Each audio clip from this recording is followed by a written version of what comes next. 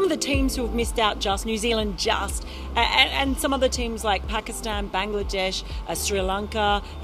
Are there any highlights from those teams, things they can take away from the tournament? Prabodhini from Sri Lanka, the ball that she got Elisa Healy out, you talk about balls of the tournament, that's certainly up there as well at the WACA.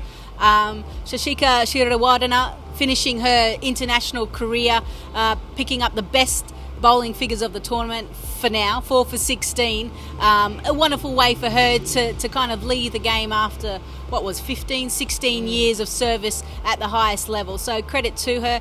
Chamari Athapaththu, you talk about six hitting with Shafali Verma. They're having a competition between the two of them. Unfortunately, we don't get to see any more of Chamari Athapaththu, but the swing of her bat, the swing of the willow, is something to just watch and admire. So I've been impressed with Sri Lanka, and a couple of players have really stood up. As for Pakistan, you sense that they've kind of that victory against West Indies was really important, but the fact that they lost their captain again means that they're down in confidence. Who else did you say? Oh, there's a few more. West Indies has obviously been a very disappointing tournament for them. Yeah, West Indies is a massive low, really. Having won the tournament in 2016, everyone thought, right, they're going to kick on, they're going to be, this is their format that they can dominate, and they've done that in the men's format.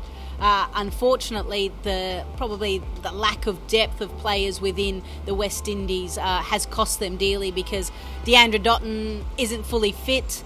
We saw that with Meg Lanning in the 2017 World Cup. You can't take in players that are 80, 70, 60% fit, because they get found out. And apart from the incredible makeup of Jahanara, which I will take away from me as my model, I just want to be able to do what she does for Bangladesh.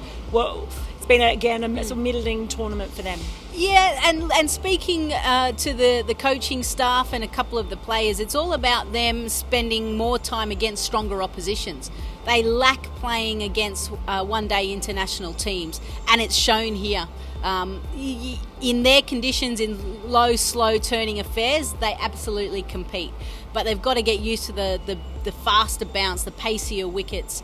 And if they get that opportunity in the build-up to the next T20 World Cup and they start to play more stronger opposition, they will be in a better place. But they've got things in place that are getting them in the right direction. Now, something I know which is one of our biggest highlights, certainly one of mine, I know it's one of yours, Thailand. What a joy they have been for this tournament.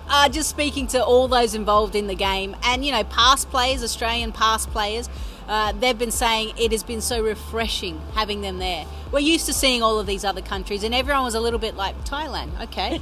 Didn't know they played cricket, let's see how they go. Well, they have competed.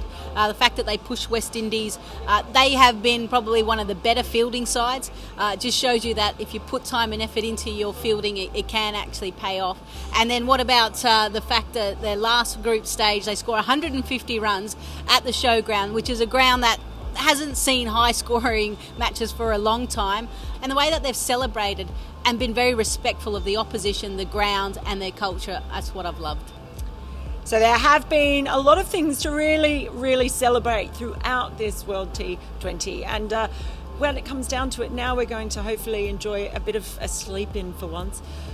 So that we can be refreshed and full of beans as we look ahead towards the semi-finals.